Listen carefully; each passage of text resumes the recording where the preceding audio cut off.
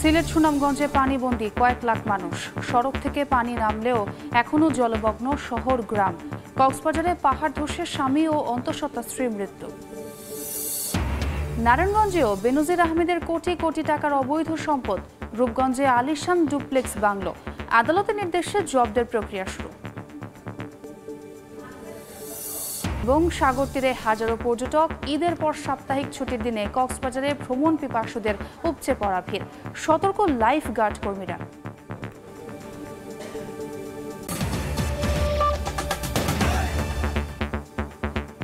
বাংলা সময়ের সঙ্গে আছে আমি ছোঁয়া খন্দকার। ধীরে ধীরে নামতে শুরু করেছে সিলেট অঞ্চলের পানি। পরিস্থিতি অনেকটা উন্নতির দিকে। আশ্রয় কেন্দ্র থেকে নিজ বাড়িতে ফিরতে শুরু করেছেন বাসিন্দারা। তবে এখনো পানি বন্দী বিভাগের প্রায় 10 লাখ মানুষ।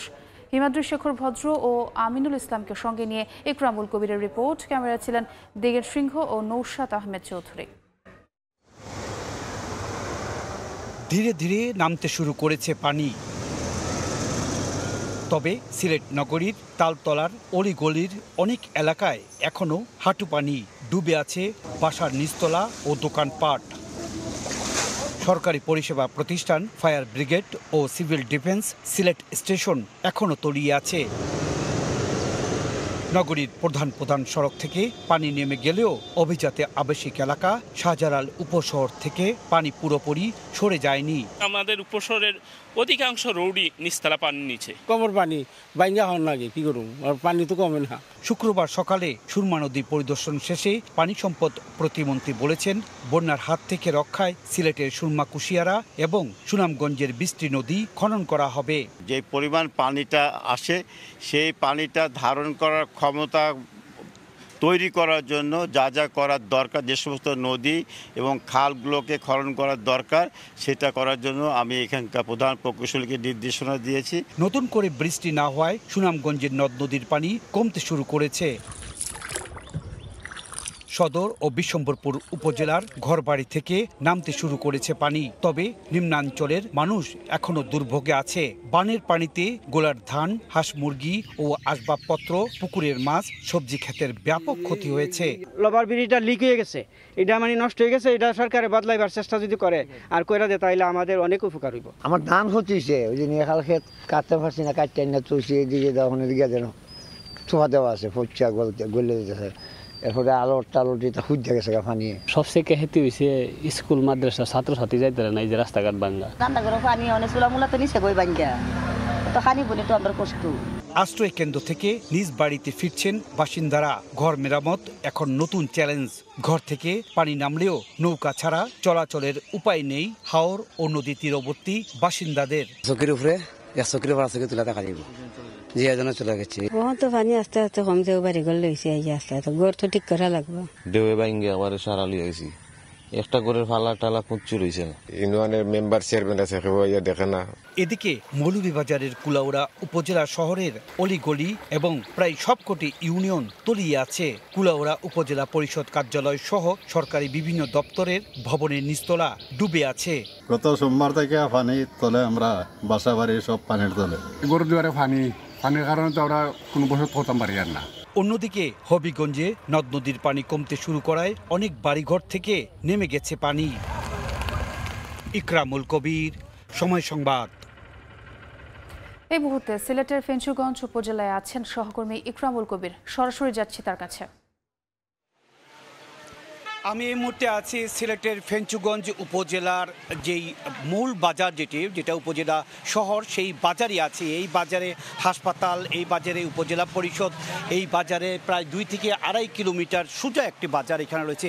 এই বাজারের পানি শুধুমাত্র এবার নয়, এখন যদিও কুশিয়ারা নদীর পানি 103 সেন্টিমিটার উপর দিয়ে প্রবাহিত হচ্ছে। এই বাজারে কিন্তু বারবার পানি উঠছে। আমরা গত বছরও বারবার এই বাজারটি দেখিয়েছিলাম। এই বাজারে এই যে আমার সামনে যেটি আছে, এটি একটা ব্যাংকের বুথ। এই বুথের ভিতরে পানি ঢুকে গেছে। এখানে অনেক গুরুত্বপূর্ণ কিছু প্রতিষ্ঠান রয়েছে এই বাজারের আশেপাশে, সব প্রতিষ্ঠানগুলোতে পানি ঢুকে গেছে। এই ফেঞ্চুগঞ্জে 5টি ইউনিয়ন রয়েছে। 5টি ইউনিয়নের 25টি গ্রামের মানুষ পানিবন্দী পানিবন্দী রয়েছে, প্রায় 20,000 মানুষ পানিবন্দী রয়েছে। 30টি আশ্রয় কেন্দ্র খোলা হয়েছে সরকারের পক্ষ থেকে, বেসরকারি উদ্যোগে নানা ত্রাণ সামগ্রী দেওয়া হচ্ছে। জেলা প্রশাসক শেখ রাসেল হাসান আমাকে জানিয়েছেন যে 6টি উপজেলায় প্রধানমন্ত্রী শেখ হাসিনার নির্দেশে রান্না করা খাবার বিতরণ করা হচ্ছে এবং পুলিশের পক্ষ থেকে, জেলা পুলিশ, এসএমপির পক্ষ থেকে মেট্রোপলিটন এলাকায় এবং জেলায় বিভিন্ন জায়গায় আশ্রয় কেন্দ্রগুলোতে খাবার পরিবেশন করা হচ্ছে। সব কিছু মিলে বলা যায় এইবারের যে পানিটি উঠে গেল হঠাৎ করে উজান থেকে নেমে আসা পাহাড়ি ঢল এবং অতিবৃষ্টির ফলে তাতে 13 উপজেলা এবং সিটি কর্পোরেশনের প্রায় 23টি ওয়ার্ডের মানুষ পানিবন্দী হয়ে পড়েছিলেন।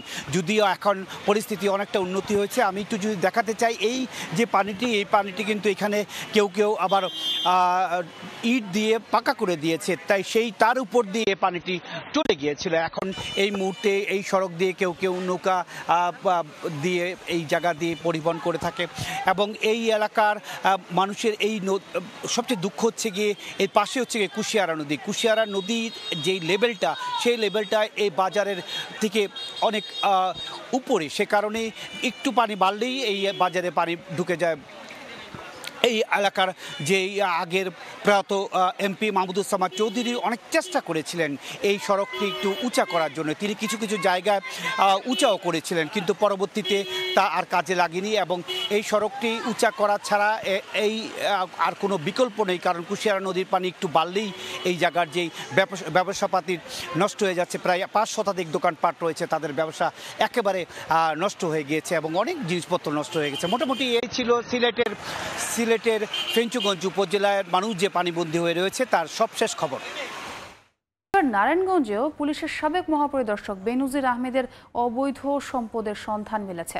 রাজধানীর পূর্বাঞ্চল উপশহরের কাছাকাছি রূপগঞ্জে আনন্দ হাউজিং সোসাইটির আবাসন প্রকল্পে অত্যাধুনিক ডুপ্লেক্স বাংলো বাড়ি নির্মাণ করেছেন তিনি। শওকত আলী সৈকতের তথ্য ও আরিফ হোসেনের ছবি নিয়ে রিপোর্ট। বাড়িটি দেখে যে কেউ মনে করবেন ইউরোপ কিংবা পশ্চিমা কোনো উন্নত দেশের বাড়ি। জনবিচ্ছিন্ন নির্জন স্থানে এমন আলিশান বাড়ি নির্মাণ করেছেন বাংলাদেশ পুলিশের সদ্য সাবেক মহাপরিদর্শক বেনজির আহমেদ।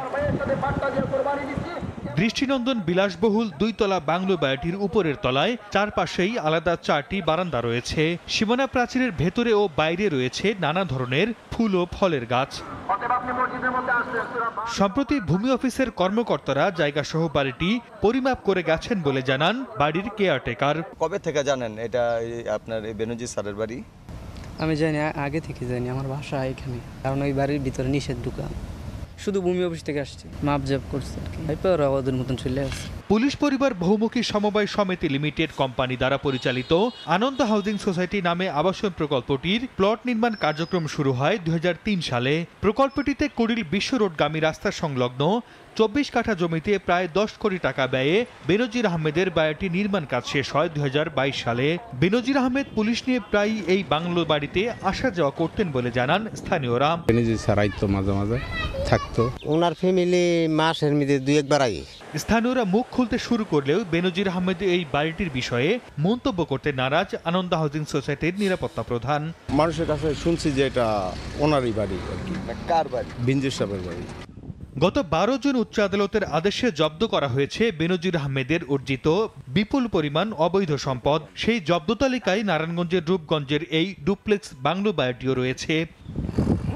সময় সংবাদ, নারায়ণগঞ্জ। দেখছেন বাংলার সময়। সাগর তীরে হাজারো পর্যটক। ঈদের পর সাপ্তাহিক ছুটির দিনে কক্সবাজারে ভ্রমণ পিপাসুদের উপচে পড়া ভিড়। লোকে লোকারণ্য, সাগর তীর জুড়ে চলছে আনন্দ উৎসব।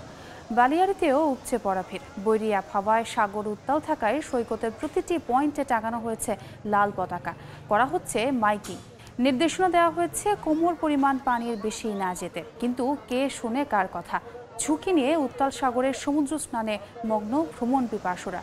তবে সতর্ক স্থানে লাইফগার্ড কর্মীরা। এ পর্যায়ে শীর্ষ সংবাদগুলো জানিয়ে দিচ্ছি আরেকবার। সিলেট সুনামগঞ্জে পানি বন্দী কয়েক লাখ মানুষ। সড়ক থেকে পানি নামলেও এখনও জলমগ্ন শহর গ্রাম। কক্সবাজারে পাহাড় ধসে স্বামী ও অন্তঃসত্ত্বা স্ত্রীর মৃত্যু। এবং নারায়ণগঞ্জেও বেনজির আহমেদের কোটি কোটি টাকার অবৈধ সম্পদ। রূপগঞ্জে আলিশান ডুপ্লেক্স বাংলো। আদালতের নির্দেশে জব্দের প্রক্রিয়া শুরু।